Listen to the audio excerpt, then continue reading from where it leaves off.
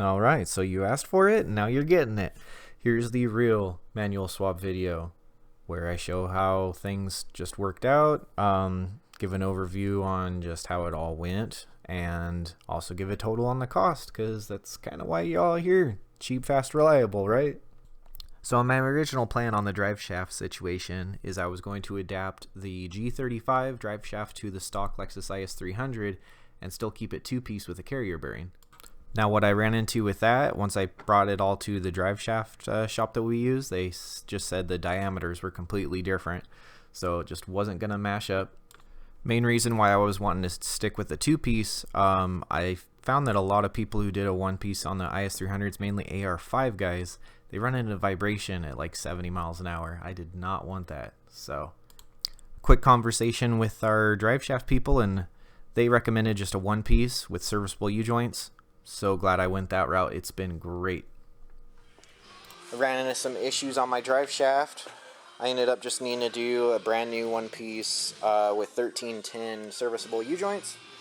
It cost $440.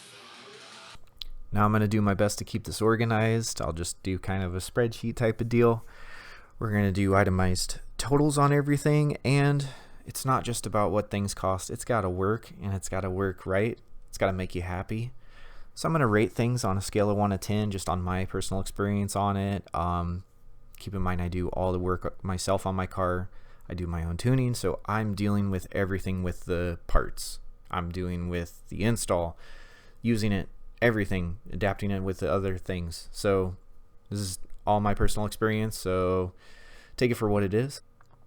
And what we're looking at here is just my kid helping me bleed my clutch in my new setup. So yeah, good times, good times. So first thing is going to be that drive shaft.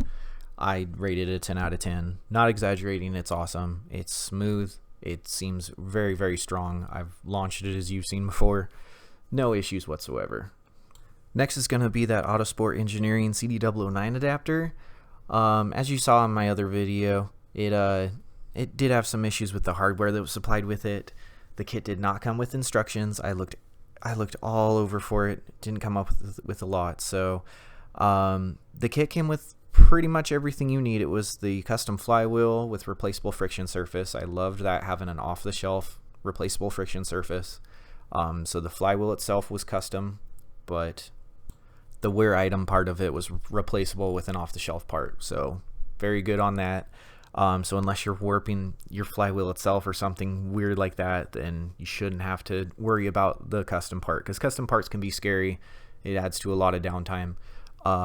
So it uses a stock like CD009 clutch, pressure plate. So having as many off-the-shelf parts as you can is a good thing. The more custom you get, then the more complicated you get, and it's just proprietary. Like, you gotta wait for stuff to come in the mail. So parts that mattered were good.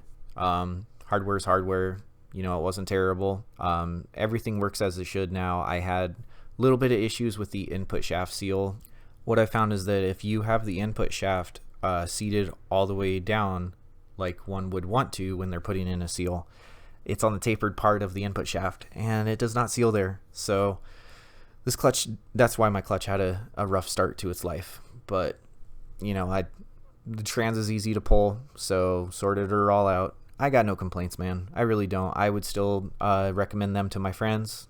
You know, I still give them a thumbs up. Now next would be our clutch. I went with South Bend. If you've ever dealt with South Bend as a company, they are so phenomenal. Their knowledge, their customer service, everything is just so awesome. I would have liked to go with a heavier pressure plate, but JZs are kind of prone to crank walk, so the heaviest pressure plate that I could find was a 2,300 pound. So it's a 6-puck, and then I did the quiet disc add-on. So this clutch does not chatter. It's still very smooth, still launches nice and consistent clutch-wise. So yeah, I feel good about it. It's rated for 715 foot-pounds. Yes, I had holding issues early on because the thing was swimming in oil, but I mean, I'd be rather immature if I blame that on the company or the product. You know, that ain't their fault. So I still feel really good about it. Now next would be the Fab Shifter. I pretty much just stumbled upon this. I think it's a guy who modifies a cheaper eBay shifter and mods it for our car. It works, man. It was a 250. So I know everybody plugs the Serial 9 999 shifter for 500. I could not justify spending $500 on a shifter. As you can see, the throws are really short in this, but I like that. It works pretty freaking good. Grabbing 6 gear is a little iffy sometimes, but I mean, you're never racing when you're grabbing 6, so that's okay. So I give it an 8 out of 10. So we're getting down to some miscellaneous things. We hit most of the major items. So I used a T56 slave. I just grabbed one off of Amazon. It was $60. It works great with the stock master cylinder and stock pedal. Bleeds great, doesn't hold air or anything stupid.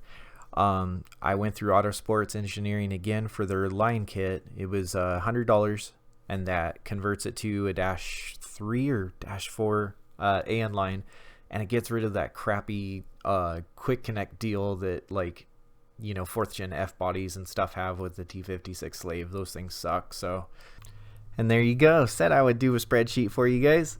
So I mean, adding up the numbers here, we're talking a trans that has been reliable to 800 wheel horsepower, and about that for torque too. There's lots of LS guys that use a CD009. Now I myself am using a JK41 trans. It was out of a 08 G35. I think pretty much all the G35s and 37s are a JK trans. Really similar, especially the internals, but they're pretty much always internal slave. I wasn't worried about that just because I knew I was cutting the bell housing off and using that T56 slave. A lot of guys only want the CD009, which is an 06, but and the reason being is because it's the latest refinement for synchros and things like that. And it's the last year where they had an external slave and a clutch fork. But if you're cutting off the bell housing like this, it really doesn't matter. You're going to a T56 slave, which is way better. And that pretty much covers the manual swap. So I'd like to thank everyone for subscribing and being there for my very spotty updates. I will definitely be better. There's a lot going on, and I definitely intend on sharing any type of knowledge or resources I can. Take care.